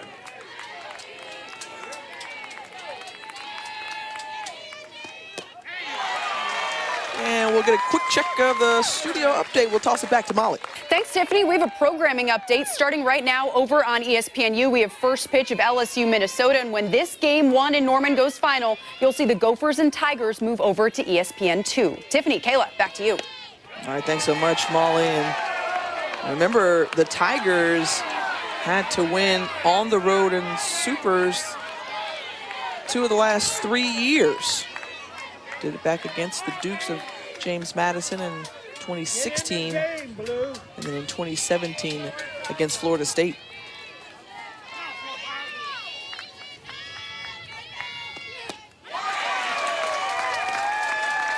Two cuts, 2 strikes.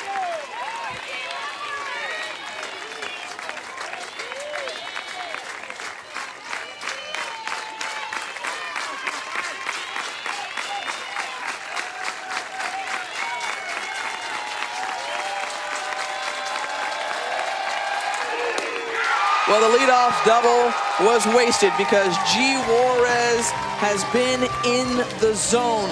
Strikeout of Cochran. We move to the bottom half of the 6th.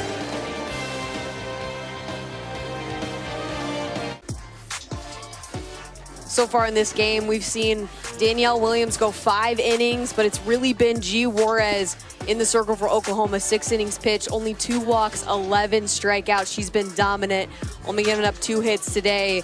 And the Sooners, 3 hits, very timely, getting 3 big runs. And that 3 runs really feels like a pretty big gap between this Northwestern team and this Oklahoma team, who looks to be in the driver's seat from a pitching standpoint.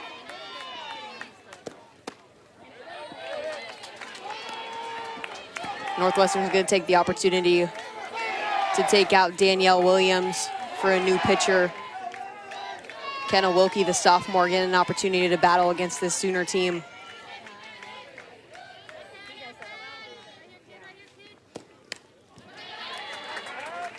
And she brings a completely different look.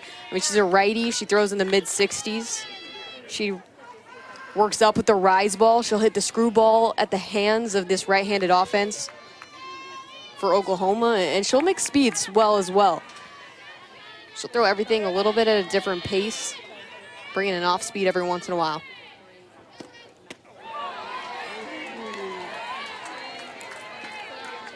And there it is right there, coming in around 54 miles an hour. Just enough of a change. Try and mix things up.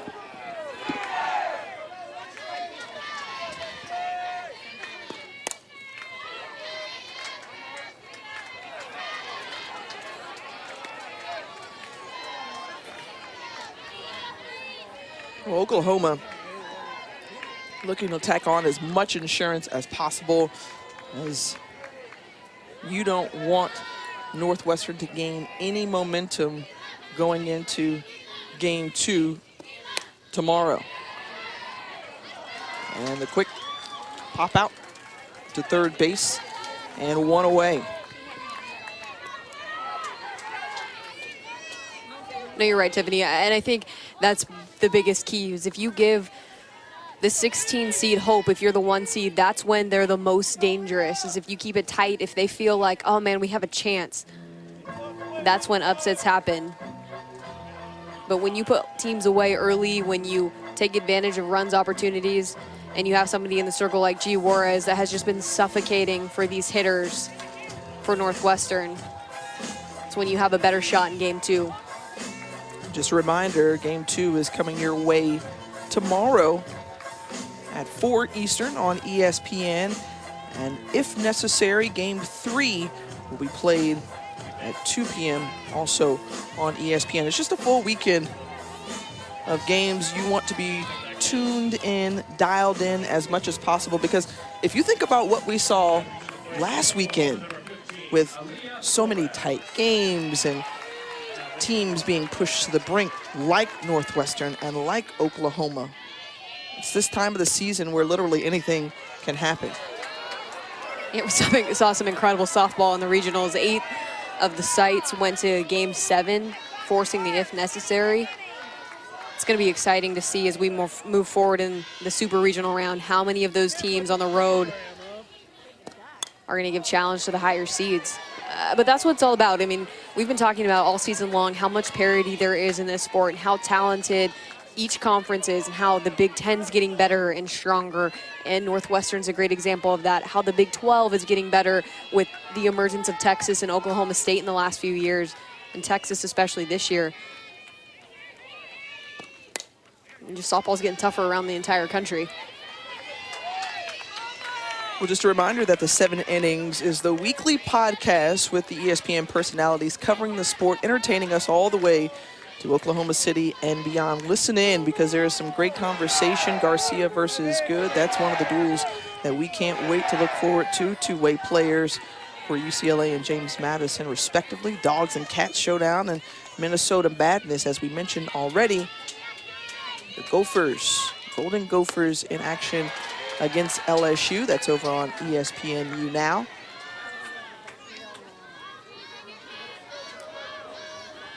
You got Amber Pfizer, 4th in the country in strikeouts, and then you have a really potent LSU team that has gone quiet in the latter part of the season, but you feel like they could wake up at any moment and really unload. Yeah, it's been really impressive over the last few years.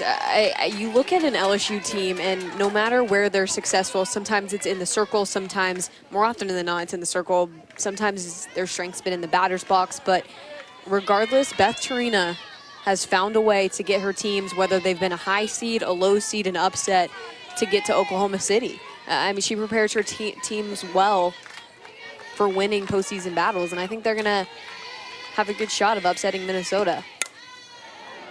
And I think Amber Pfizer is an extremely talented pitcher, and she's shown that throughout the entire season. She throws really hard, brings good velocity. So I think it's going to be a challenge, because what we've seen, like you said, from LSU in the last few weeks is they haven't done a great job in the batter's box, been pretty limited on their run production.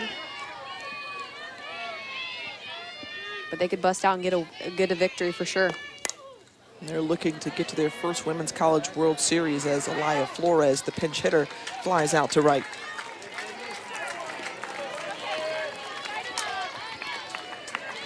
I mean, just matchups all around. You talked about how the Big 12 is getting stronger and stronger with Texas.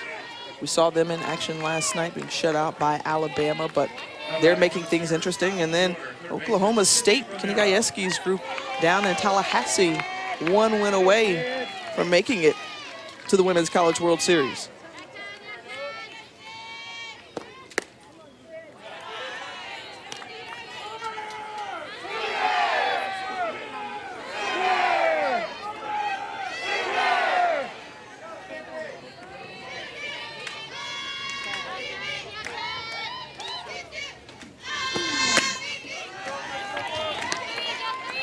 Go back to just how dominant Oklahoma has been. 8 straight Big 12 regular season titles. And then you look at the Cowgirls, who have won 17 of their last 20. Their only losses during that stretch coming to Oklahoma. That Red River rivalry. Say that 3 times really fast. Yeah, Oklahoma State's a fiery team. They play on emotion, and they thrive when they're in situations where they come up with the big hit. They get fired up. They get the crowd fired up. They get their dugout fired up. And I think that's where it's going to be interesting to see how Florida State responds, is how can you use home field advantage to kind of quiet the emotion of Oklahoma State. I mean, Samantha Shao, definitely the leader of that, brings it every single game, and she pitched a gem last night. 3 balls and a strike to Sydney Romero, who doubled back in the 5th, which is the 56th of her career, ties a school record. Let's see what she does with this pitch. And that one hit her. She'll go to first base and try to kind of get out of the way of that one. Spun out and one aboard now. It's her first hit by pitch of this season. This one comes up and in and just hits her on the left hip. Maybe closer up to the ribs. Any way you can, though, right? Yep.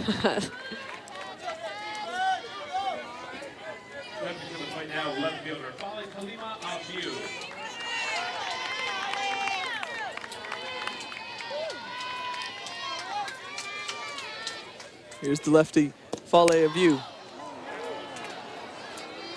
High, fly out to left field, and that does it. So Northwestern down to their final 3 outs. We'll see if they have some comeback in them. Well, let's take a look at today's Capital One rewarding performance, and it's none other than G. Juarez. Yeah, no doubt here. She's done such a good job of controlling this game from the second she stepped into the circle today. Does a great job of mixing locations. She's been able to throw to all quadrants. She's thrown in the off speed every once in a while, just enough to keep this Northwestern team off balance and really have not had quality at-bats, quality contact off of G. Juarez today. Well, she's searching for her 15th shutout as a starter. She's got 17 overall on the season. Oh, look at that, only 96 pitches. She's pacing so well for a start in Supers.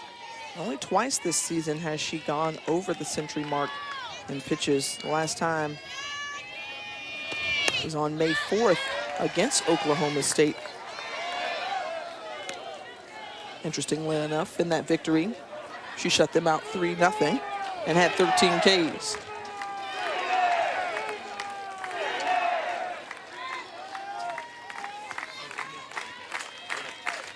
She's in double digits once again today in the 0-2 count to Jordan Rudd. Rudd over to first base, scooped up by Grace Green, and 1 down.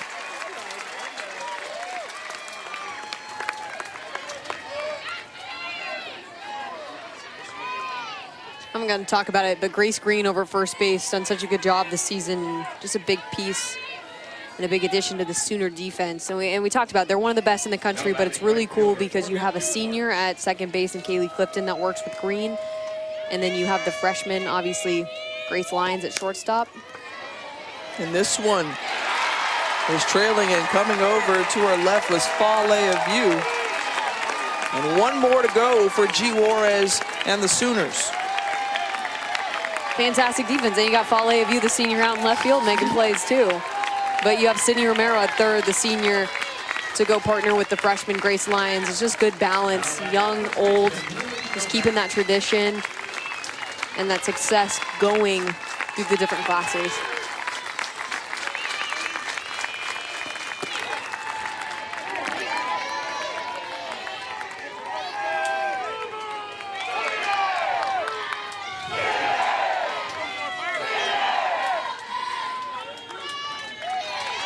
One more out to work with for Lily Novak. And Juarez evens the count now at 1-1 for that foul ball.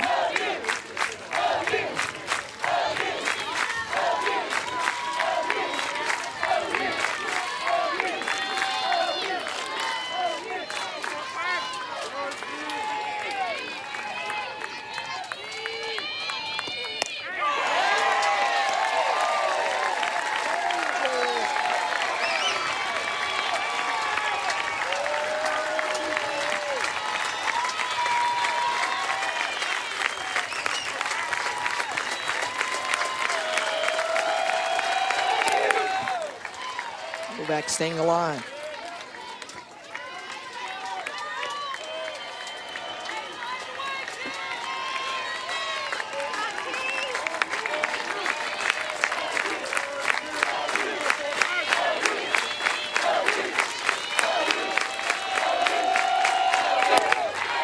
Did she go around? First base umpire Steve McCowan says no. The crowd's hungry for this strike 3 ring up, but that's a good take and a hold by Novak. One more pitch to stay alive.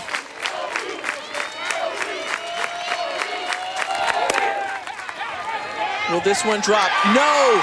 The big catch and the defense from Jocelyn Allo in right field, and the shutout is complete. G. Juarez dominated from start to finish, only allowed 2 hits, but didn't give up any runs. And so Oklahoma wins game 1 of this best of 3 series. Game 2 is in action here from Norman. 4 o'clock Eastern tomorrow on ESPN. For Caleb Bro, I'm Tiffany Green. Coming up next, more NCAA Women's Softball Super Regional coverage as Jen Hildreth and Carol Bruggeman take that call.